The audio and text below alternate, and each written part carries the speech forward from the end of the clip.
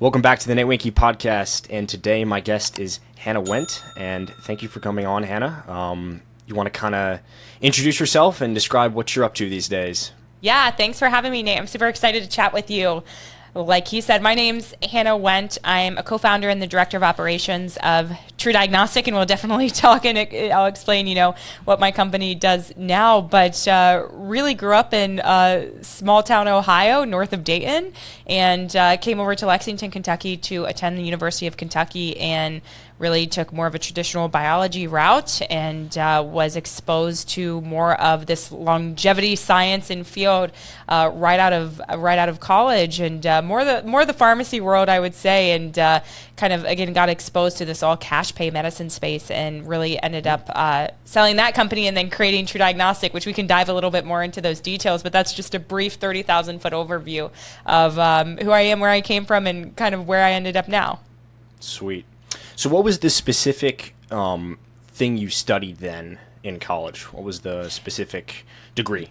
Yeah, actually, it at first was animal science. I never thought I would change my major. I was one of those people who was like, I'm never going to change. I wanted to be a veterinarian at first, but I actually did end up changing just to a general biology degree, and became super interested in genetics, in particular more of that genetic counseling aspect. So really wanted to go on and get my master's and pursue that. But like I was saying, got a pretty unique opportunity right out of college, and kind of said, hey, I'm never going back to school. Who would want to do that? And stuck to my gun on that one. There you go. Okay. So tell me a little bit more about True Diagnostic. How did you get involved in that? What do you guys do? What's going on there?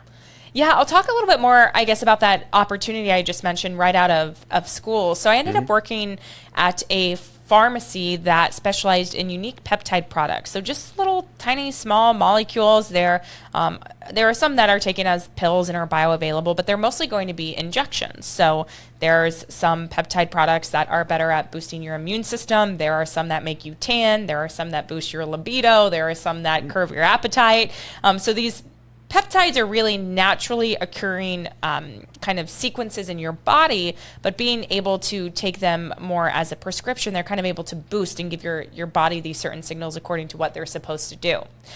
So anyways, we wanted a way to prove that these peptides were working in humans, right? Everyone felt better from taking them, but we wanted a way scientifically and objectively to show people that they're making a positive impact.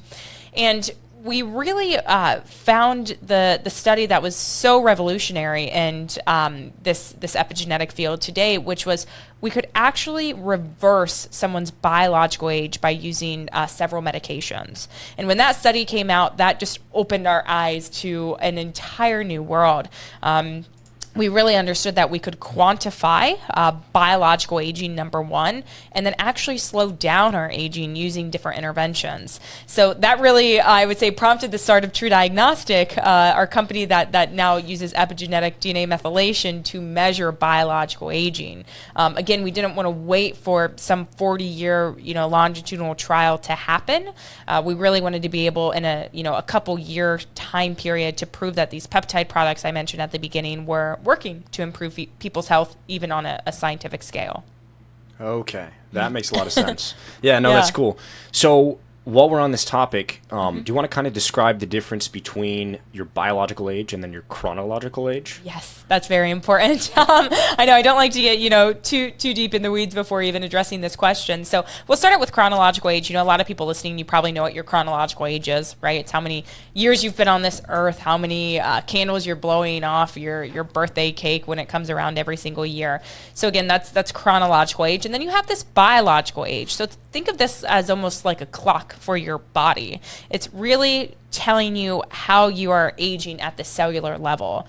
And a really good way to put that is if you look at someone your own age, right? You kind of know what you look like.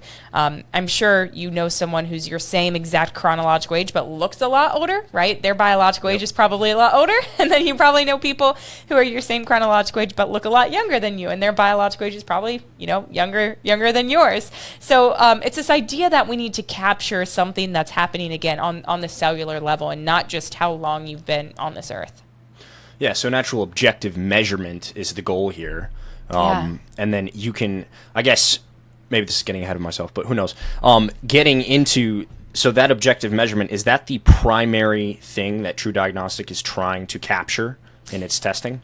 Yeah, definitely. Yep. And I would say, again, biological age is a pretty general term. To give you an example, back in the 1900s, they actually used to quantify your biological age by how many cigarettes you smoked, which is a really crude measurement. I mean, that's pretty bad, right?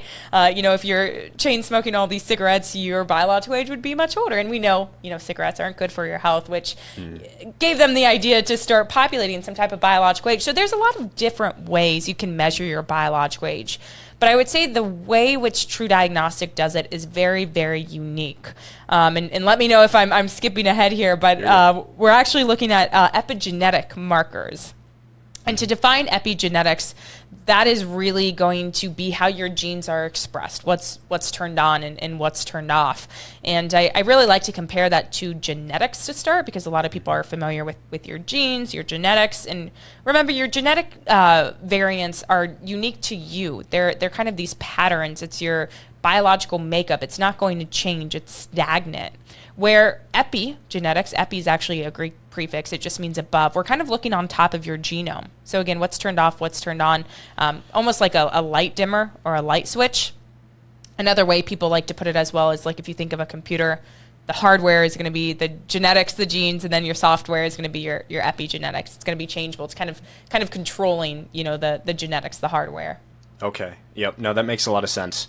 That analogy helps quite a bit. So, yeah, so the difference, I guess, maybe we get into this too. Yeah. So you hear this phrase nature versus nurture a lot, which definitely ties into the genetics and epigenetics discussion. One way that I've thought about it, and correct me if I'm wrong here, is genetics is more closely related to your nature and epigenetics is more closely related to your nurture. Now, it's not perfect, right? But is that kind of in the direction of what's correct here? Yeah, absolutely. And that's such a good example. I actually haven't gone back to that one in quite some time, but I think that's, fundamental to kind of what we are just defining.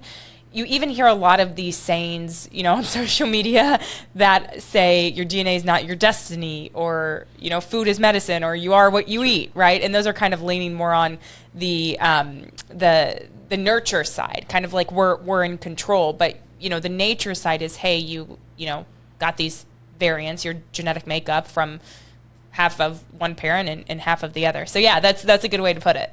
Okay, cool. So another question within this realm would be, so your genetics are relatively set in stone in terms of your actual genetic makeup, your human genome, but your epigenetics, there's a lot of play there. Do we have a sense of how much play? Do we have a sense of how much you can actually activate your genes in a different way, if I'm saying that correctly?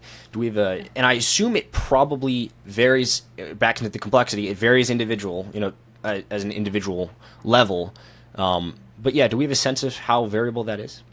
Yeah, and to touch on your first point too, I always make this difference. Your genetics is very set in stone unless you're doing some crazy gene editing or something, which we're not going to even go into.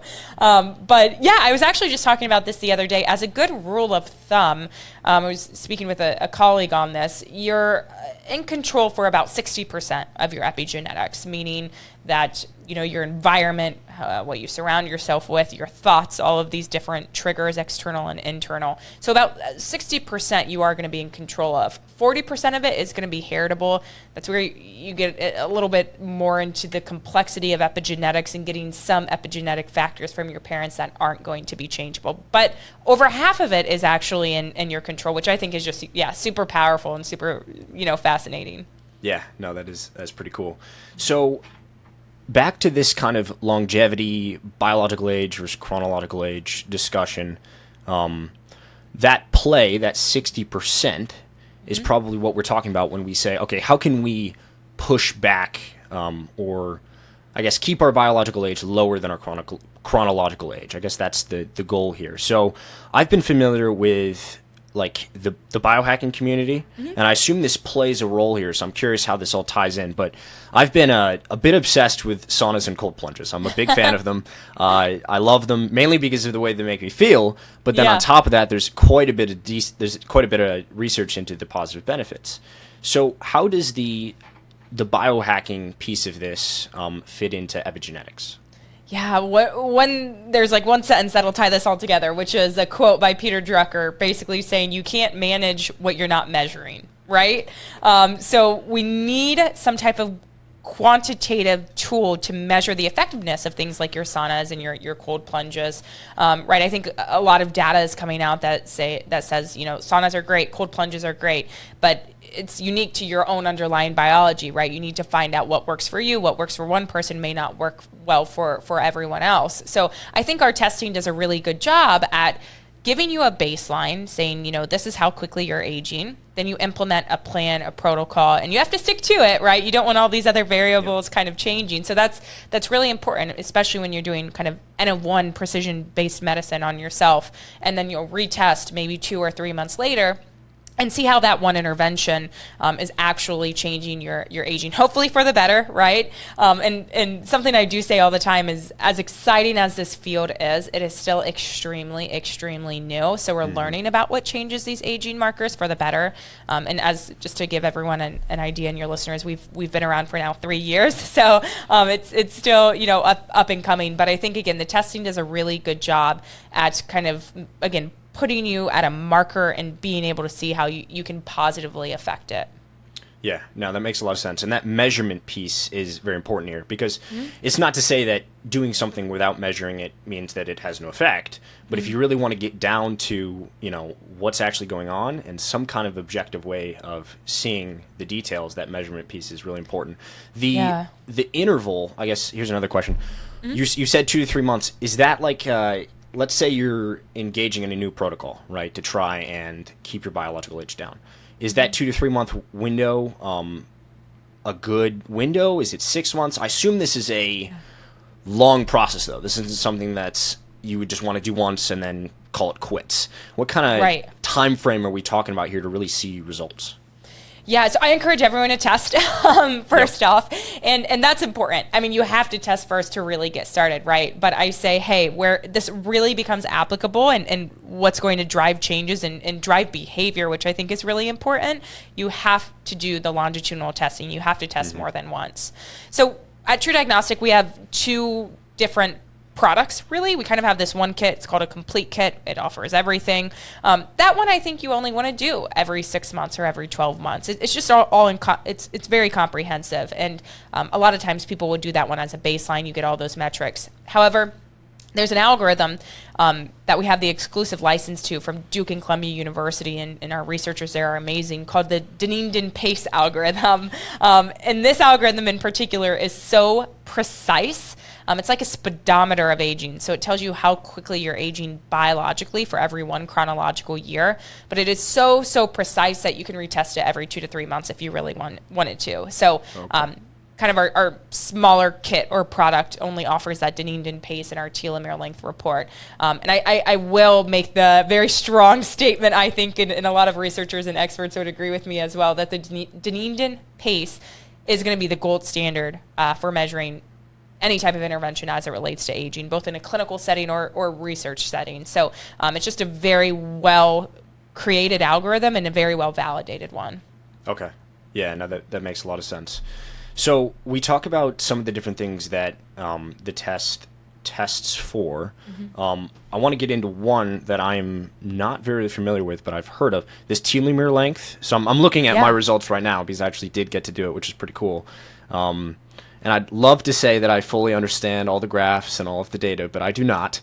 But how about you just give us an overview of, like, what is telomere length and how is that relevant to this discussion? Yeah. Oh, this is a good question. And maybe even listeners or even a lot of biohackers are going to be familiar with telomere length. So it's another way to measure biological age. It actually used to be the gold standard for measuring biological age before epigenetics. But I would say, even though we report out on telomeres, we're not a huge fan of them in general as a biological age predictor. And the reason being is it's not going to be related to many outcomes. Essentially, telomeres have been very, very well validated. They've been studied for years, but they have a very, very low predictive power. And if they have a low predictive power, clinically they're not going to be of much use. But we still report on them for a reason, and I'll tell you why. We need to know how to interpret them. And they're almost like a cardiovascular score, risk score. So actually, the way which we measure telomeres through our epigenetic interpretation, if you have longer telomeres, that would mean you're at less of a risk for developing cardio-related outcomes like heart disease, have heart attack, etc. Has a strong association with smoking history as well. So we use it as almost like a cardiovascular score is one point. And then another point as well, I might get too much into the science here, so pull me back out if I need to. It's a senescent cell check-in. So are you familiar with senescent cells? I heard the phrase. I would be horrible at defining it, but go for it. Yeah, so people think of them as zombie cells, right? They're kind of these cells that don't turn over and die. They cause inflammation. They cause a lot of stress. They're good to a point, but too many can be very disruptive. So they even stop cells from becoming cancerous, which is how they're good for us. But we don't want too many. So if you have a shorter telomere length percentile, what we say as a rule of thumb is if you're in the 20th percentile or lower, you have more of those zombie cells. So compared to people of your same chronological age, and you can easily fix that. What you do is you just come in with a senolytic therapy, and that's compounds like fisetin, quercetin, resveratrol, tyrostilbene, you may have heard of. And you kind of clear out those senescent cells which have shorter telomeres in them. So you're artificially raising that telomere length. We kind of compare it to like if you removed like the 5 worst people off of a basketball team, right? You don't get any better, but you kind of raise the average. So it's like a workaround mechanism of action, if you will. But those are the 2 insights we can obtain from that telomere length report. Okay. Yeah, that makes a lot of sense. Clearing out the zombie cells, yep, always a good idea. So we got telomere length. What are the other specific biological markers that you're looking at in a report like this? Yeah, so that complete kit that you did, Nate, is going to also include 2 what I like to define as historical-based biological ages. So we have your intrinsic epigenetic age you probably saw on there, and then your extrinsic epigenetic age. So by historical, I mean these are an accumulation of your aging. This is how you've been aging since your inception up until now. And I'll define both of those, and I'll start with intrinsic. So your intrinsic epigenetic age is going to be your pure aging signal. That's like your true age. Well, we name our test like the True Age Test by True Diagnostic.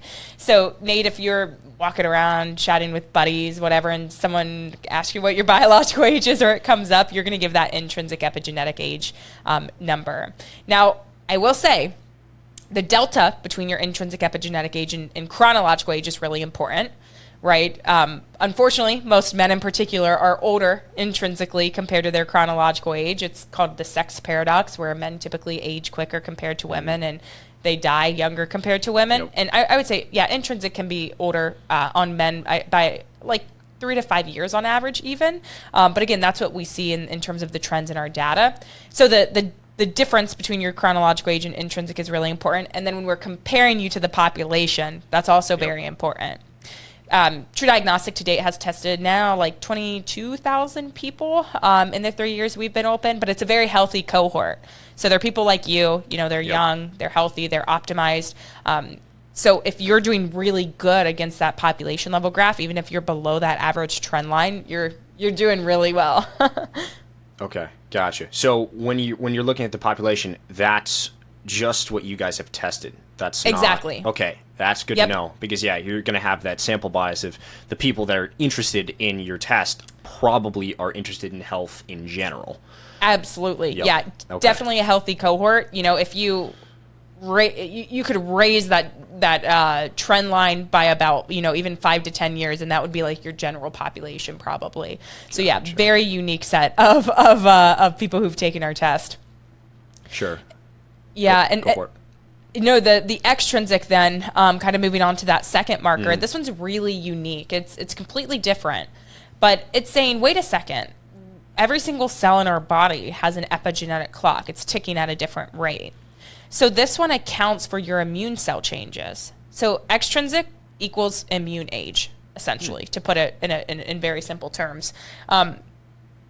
getting into the weeds, what it's doing is it's saying, as we get older, our immune cells are going to change. The composition of those cells are going to change. As we get older, we get more zombie cells that we just defined. We get less new cells, what we call differentiated cells that can form into different areas of the body if needed, if we have an injury, for example. And then we even get more cells that actually help us fight infection as we get older, but they become less efficient, so it doesn't even matter that we get any more. Yep. Yeah, so these immune cells are always changing in the blood. We typically say here at True Diagnostic, like, not all blood is created equal.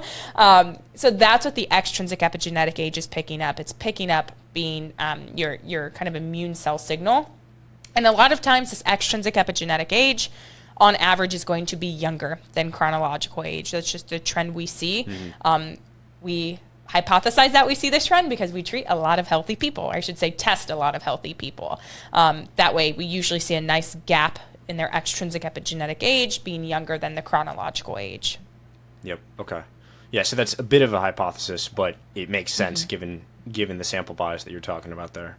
Okay. Yeah, exactly right. What kind of difference between your chronological age and extrinsic age would... I know it probably... This is another question. It probably varies depending on how old you are, right? I mean... Oh, yeah. You're going to have Is it safe to say you're going to have potentially a larger gap as you get older? Is that... We would usually maybe see a smaller gap, actually, as you get older, unless you're super healthy, unless again, you're super healthy. The reason I would say that's probably likely, though, Nate, is we would see that gap become smaller and smaller just because as you get older, and this is like the definition of aging, your cells start to look more like one another, right? They become less and less similar. So you'll get a lot of those immune cells not being able to send the correct signals out to each other. And you get some of those disruptions in the immune cells. Okay. Yep. No, that makes a lot of sense. Okay. So are those would you say that pretty much covers the primary markers or metrics that you're looking at for a test? Yeah. There's that pace of aging metric that I also mentioned kind of earlier as well, as the gold standard. So I would say kind of the telomere length, the intrinsic, the extrinsic, and then that pace of aging are really those 4 age outcomes that most people know True Diagnostic by as a way to again quantify that aging process. Gotcha. Okay. Are there other tests beyond yours? I'm sure yours is great, but are there other tests that say someone is interested in this, they want to know more about their true biological age, et cetera, they're into biohacking, longevity. Are there other things that they could do test-wise to kind of measure that as well beyond this particular test? Yeah, I would say, are you just talking general, like any type of test? Pretty general. Yeah. I was just talking to one of my friends about this before I hopped on here as well, is like get your labs done, like get your, complete blood count done, get your hormones tested. Like I still feel like I'm fairly young chronologically, but I want to know everything about themselves, and I was just reminding myself to get my hormones tested just to see if everything's in range, right, to see if you need any support in any area. I think that can be very enlightening.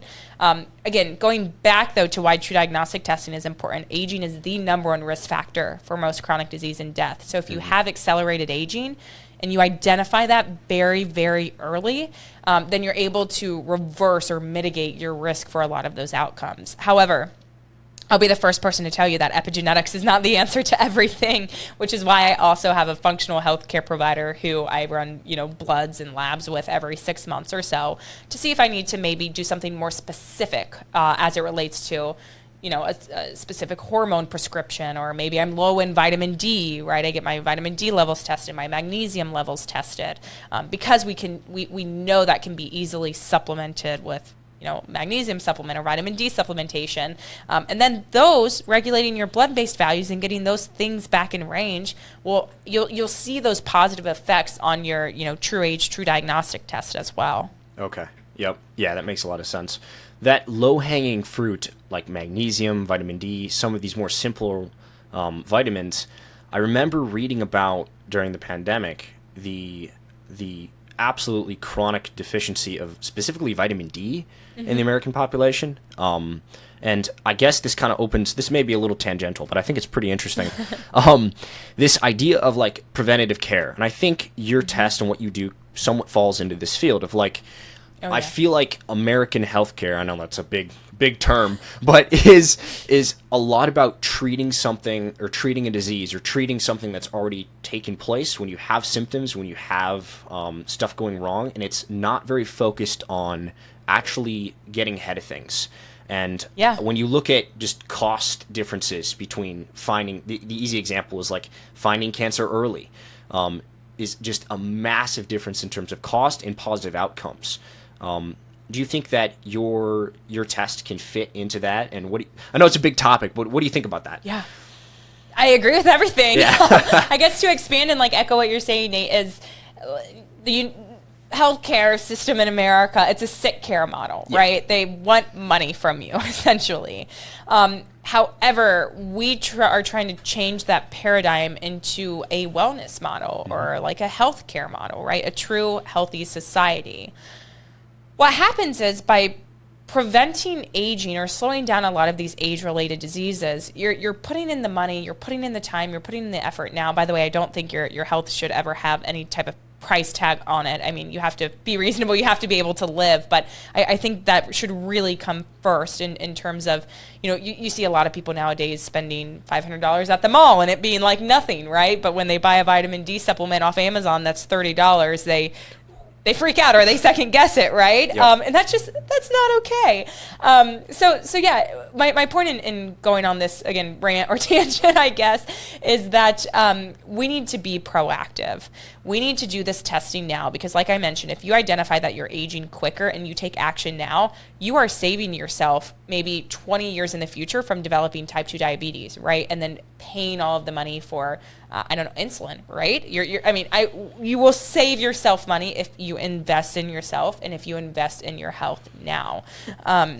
Same thing with like mental health, right? There's a huge stigma around mental health, stress and, kind of the grind and us Americans kind of just putting our head down, going to work, not talking to anyone, then leaving, then, going watching TV and going straight to bed, right? That's not normal. You won't see people in Europe doing that, or even Canadians really doing that same process throughout their entire life. So I think the entire world needs to really take more of a holistic approach, a functional healthcare approach. And I think it starts with availability, right? A lot of people don't know that this type of testing or these type of functional doctors is even available. I didn't know once. I only knew because I was very lucky that I got that position after college and was kind of exposed to this entire space. But a lot of people don't know that, healthy care is available. Yeah, that education piece is huge. I've had that with friends too as well. Just like even my parents, I would yell at them, "Go get your blood work done. See if you need some vitamins." I mean, and then on top of that, because you could think that you're having a relatively healthy diet, you could think that you're getting what you need, but sometimes people can simply not absorb vitamin D as well. Or they have a deficiency in magnesium, even though they feel like, or they legitimately are taking what are normal levels. So some of the things just don't show up necessarily if you don't actually test for them. And I think some other you kind of reminded me of another test I would add to that, like baseline testing is like genetic testing, right? Like just a genetic panel. And I mean, there are a ton of commercialized companies who will run your genetics nowadays, and you got to be careful. You got to pick one that's right for you, and read their privacy policy terms and conditions if you're worried about that as well. But there's a lot that you can understand by how which genes, which variants you are given. If you maybe know that you're supposed to, like you said, kind of you're deficient in magnesium, and you're supposed to take it because you have a specific genetic variant, then that's only going to help your labs become a little bit better. It's only going to help your epigenetics be regulated better, shifting what I like to call your epigenetics in your favor. So again, taking all of these tests from more of a multi-omic approach, kind of looking at the body in a wholesome way, is what I find, I think, to be the most helpful and definitely the best when trying to optimize your health. Yep, that holistic view is so important. So definitely with you there. So we've stayed at least somewhat kind of broad. I want to go into, which is great. I want to go into potentially a more negative side of epigenetics, which is when it's got to be talked about. But then also hopefully what can be done about it, which is, you can have, back to that nature versus nurture thing, if you truly are born into a situation where you have an abusive parent, or you're in a constantly stressful environment growing up, that can have effects later on in life. Do we have a sense of how much that can be changed, I suppose? I know we talked about that 60% number, but I think that's more broad and not specific here. Because we all like the story of the person that's overcome adversity, and believe me, I'm all for it. I guess the hard side of that is there are some people that are in situations that are just difficult. There's no other way to describe it. And they've been dealt the worst poker hand, is one way to put it. So do we have a sense? You can talk about that topic in general, but what in those kind of situations, what can be done?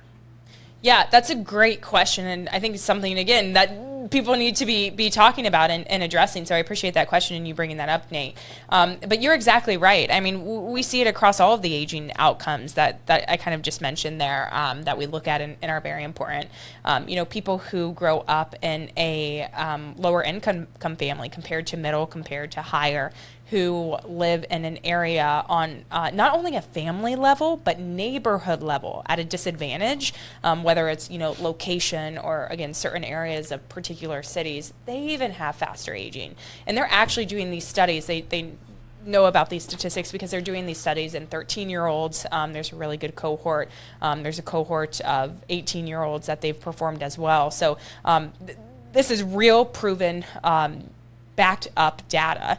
And again, those certain cohorts haven't been followed up with.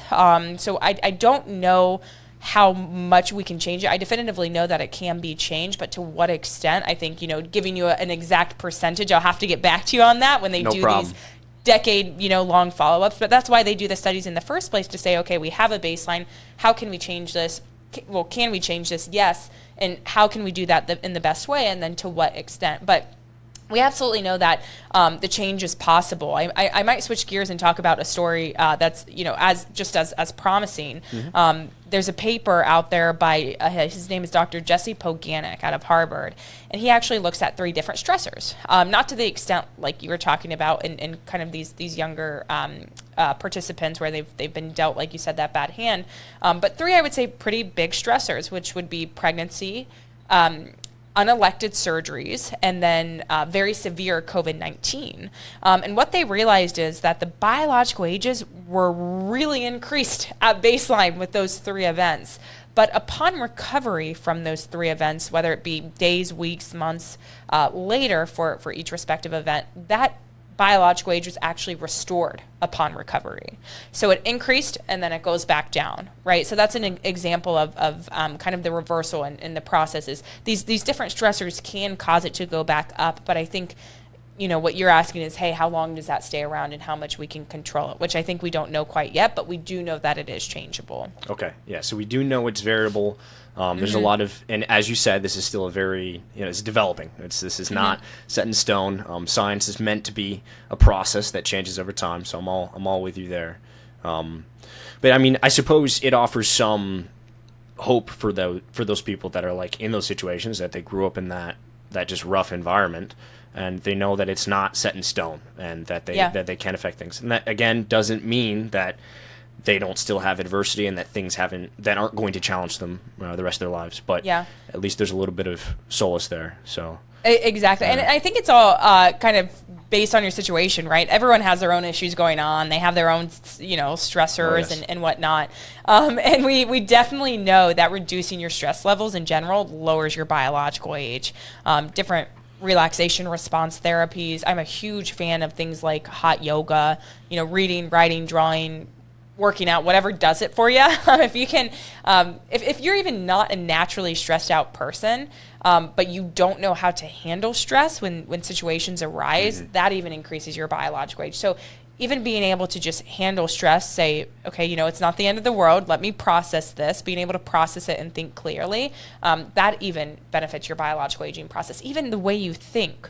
So if, some people have that internal monologue. I don't think everyone does inside their head, but the way you talk to yourself or say, oh, I wish I should have done this, or, you're beating yourself up, that changes your genes, your expression levels of your genes and your epigenetics. So there's a massive psychosocial analysis level of epigenetics, right? That can really affect it. So just, everyone can, be kinder to everyone and kind to themselves. For sure. No, I'm with you there. And this, let's stay on this for a second. This stress idea, there's a massive difference between you deciding I'm going to put myself in a stressful situation, aka the sauna, aka the gym, or hot yoga, which isn't exactly a breeze, which these are you stress. That's kind of the term I've heard for these situations where you are the one, it's not something surprising, it's not something unexpected, you're intentionally putting yourself into these situations, and it's a completely different set of biological mechanisms when you're doing it compared to when it's forced upon you. So kind of that idea of that, unelected surgery. This is something unexpected. And that's key here because the whole working out thing, the hot yoga thing, those actually end up lowering your overall stress levels, even though it is in some sense, stressful environment. You want to kind of expand on that at all? It was a bit of an overview. Yeah, no, that was a great summary. And I think, I was talking to a healthcare provider the other day. It's almost like you want a little bit of stress, right? You need just a little bit more of that acute stress where, you can't just walk through life and not care about anything, right? I think we always need to be just a little bit stressed. It means we care. It means we're working towards our goals. We are driven, maybe, right? But it's the chronic stress that is when things really start to go downhill, I would say, from a health perspective, right? Your heart rate variability goes down. If you have a Whoop, and they have the Dr. Andrew Huberman stress tab now. You can measure your stress levels. You'll physically feel tired. You may not sleep as well. So the chronic stress, I think, over time is what is going to have a major impact in a negative way on your genes, on your epigenetics, on your genetics, just on your blood-based values, everything. Where that acute stress, I think, makes people more, alert, caring. You can empathize, sympathize with people, and I think just, makes you aware of things. And if you care, then you're probably doing more of the habitual things right, too. You're sleeping well, you're eating well, you're working out, and you're doing the right things. Okay. Yeah, no, that makes a lot of sense. Okay, so here's another maybe tangent. We'll see. We'll see. So, and this is where it's pretty complicated, but that's kind of the story here. So, when you have someone that I read this the other day that basically, if your parents are obese, I don't remember the exact percentage or statistic, but your likelihood of being obese as a kid and then later in adult life goes up substantially.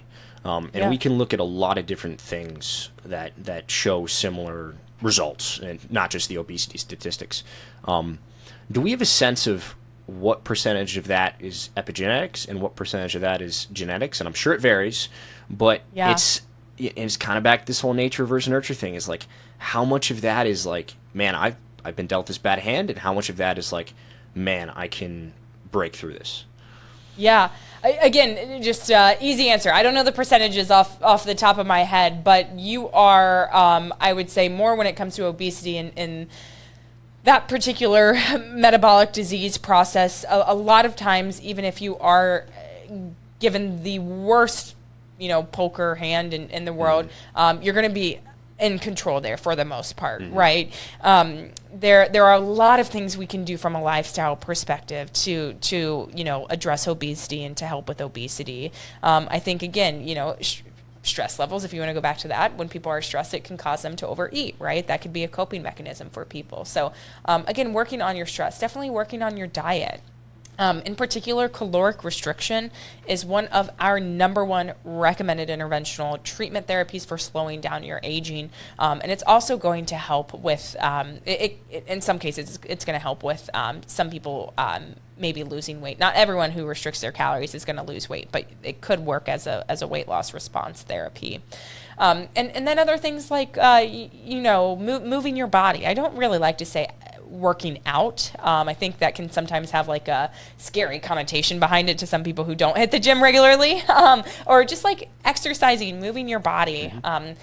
Whether it be, you know, doing a HIIT workout, running, walking, jogging, endurance, cardio, lifting weights, right? As a good rule of thumb, when you're in your 20s chronologically, your number one goal in terms of fitness should just be building muscle, period, right?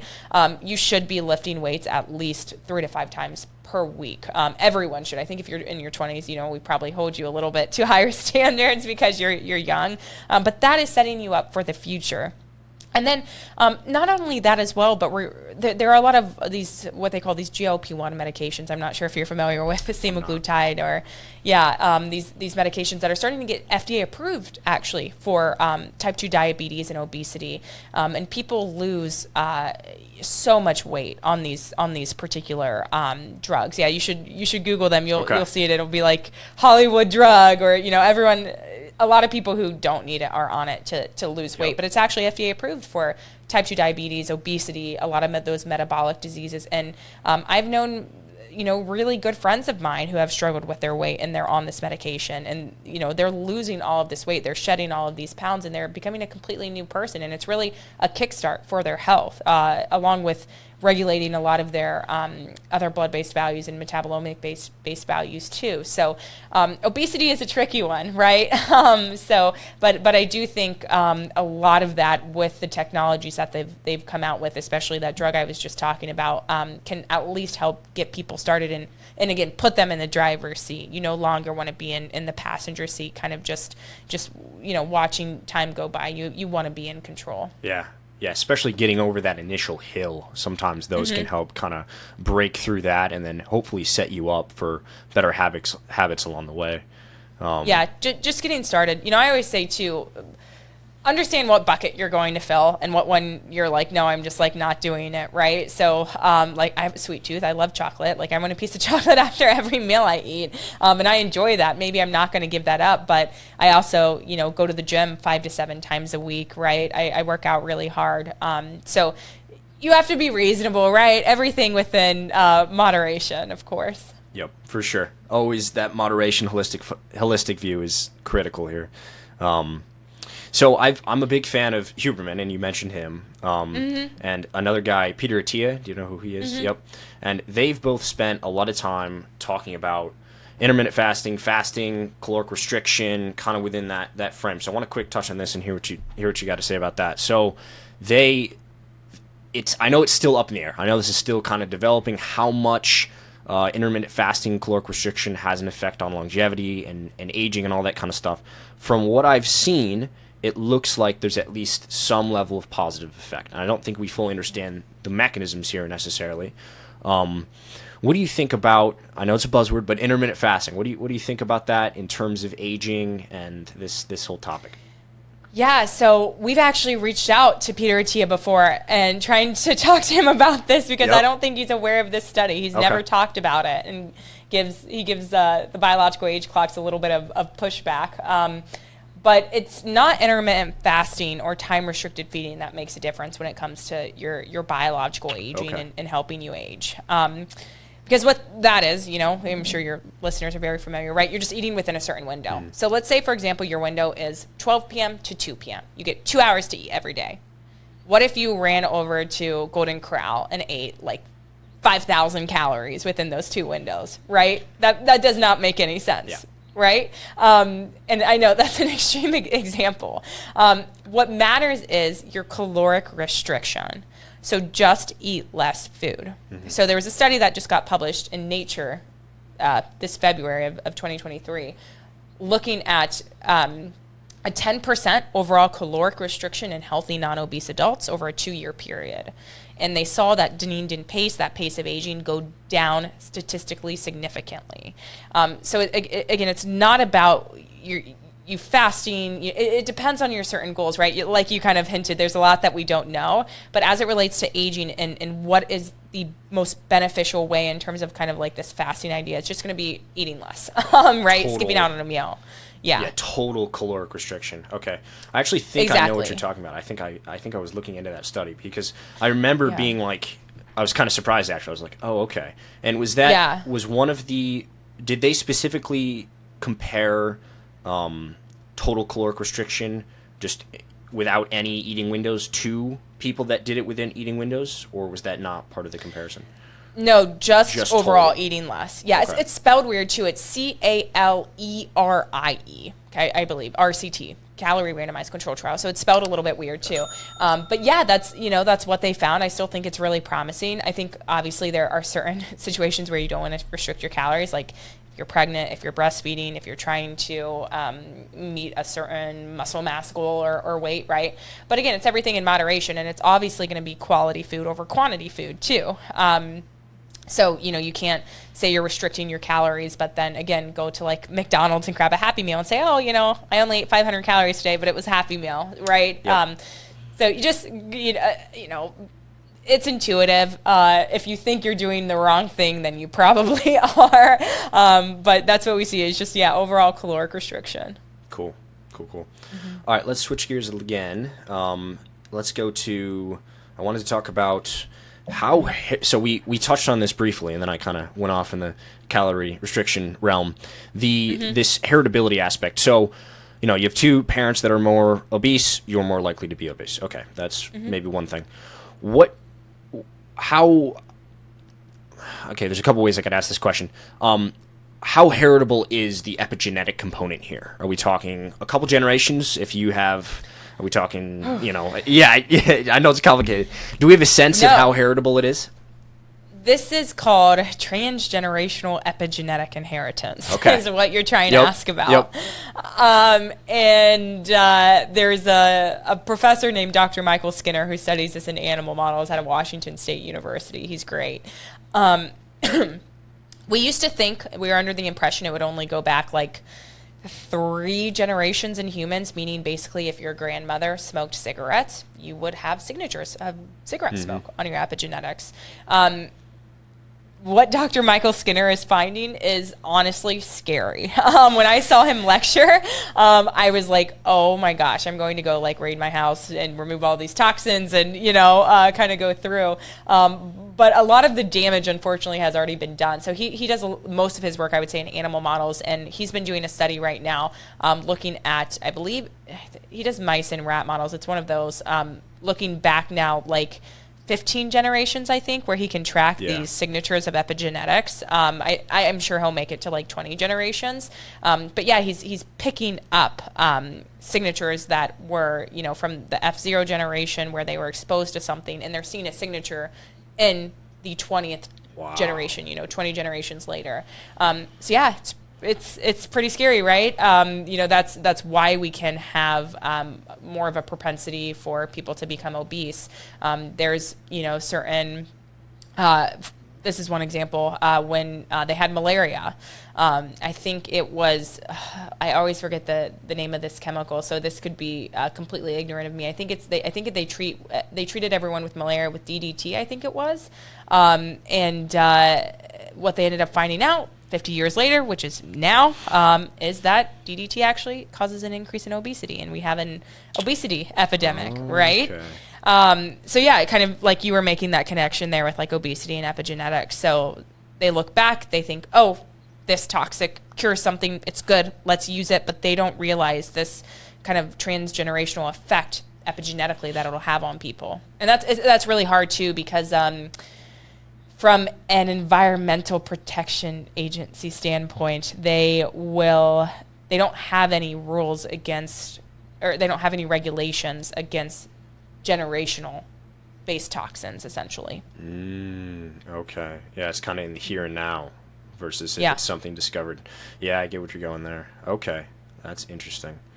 Okay, there's also the positive side of this, of course, too, though, right? Like if your grandma was super healthy and didn't have any alcohol, you would benefit from that, hypothetically? Is that kind of, it goes both ways, right?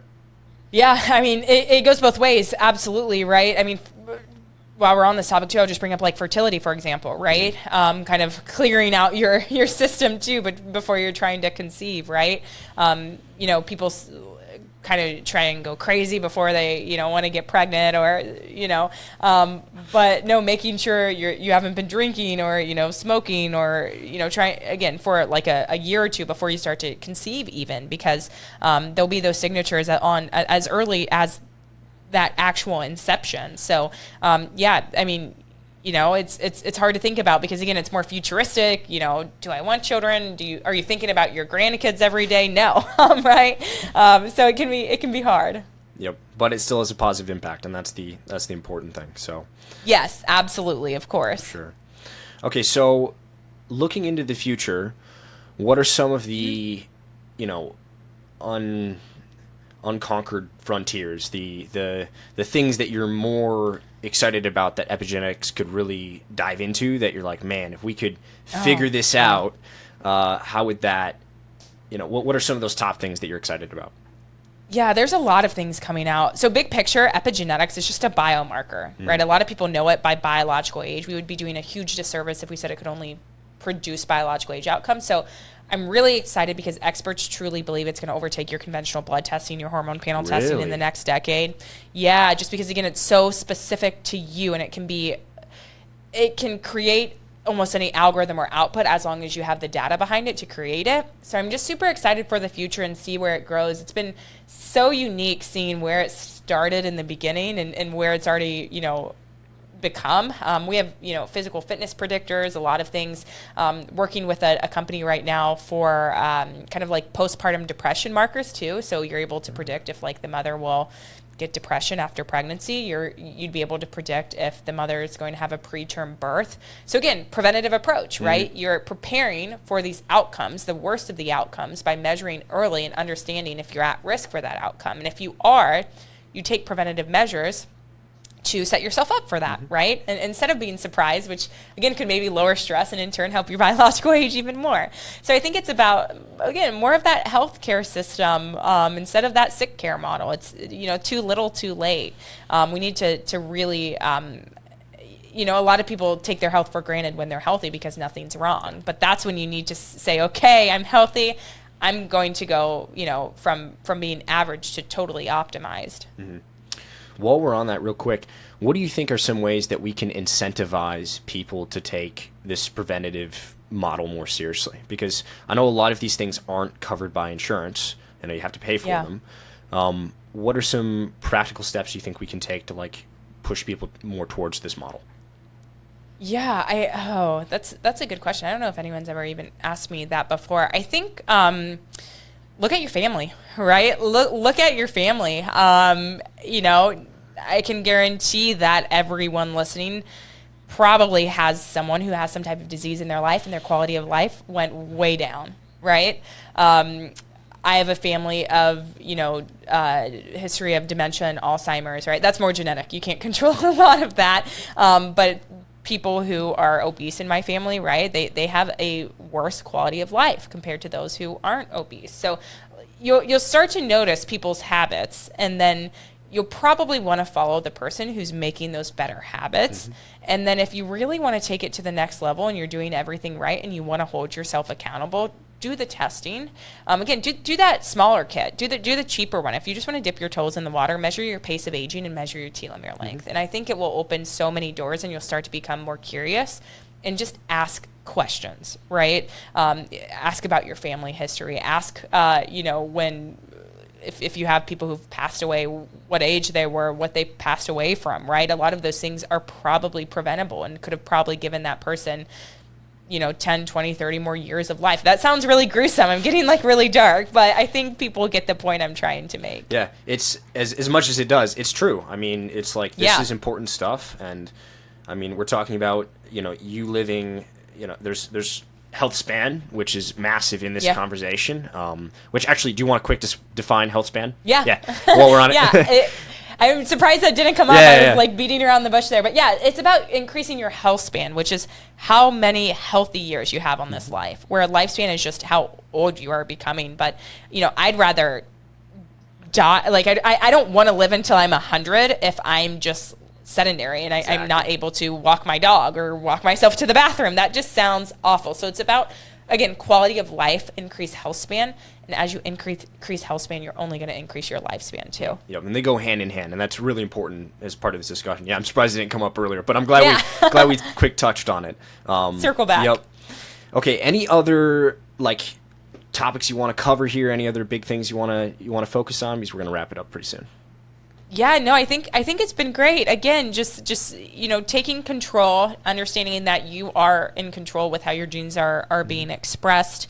Again, we talked about that 60% metric as the rule of thumb, and getting involved in your own health. Start listening to more podcasts, right? Start Googling again. Start being just very curious and asking the right questions. I'm sure, Nate, like you said, you've been on your own journey. Most people don't know about this preventative healthcare stuff and whatnot, and it can be cheap if you really look and you want to just get your labs drawn and that's all, and you want an interpretation. It can be cheaper too if you're looking in the right places. So yeah, if anyone wants to ever reach out to me and needs recommendations or feel free. I'd be more than happy to talk to anyone and have a conversation. Sweet. Where can people find you?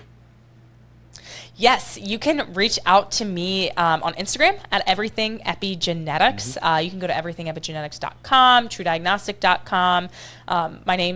My email is my name and then at Everything Epigenetics, Hannah, Hannah, Hannah at truediagnostic.com. But yeah, would love to hear from you all. If you have any questions or even just want to say hi, I'd be more than happy to chat. Sweet. Hey, thanks so much for coming on. It was a pleasure, and I think I learned quite a bit, and I think everyone else did too. So really appreciate it. Yeah, thanks, Nate. I appreciate your time.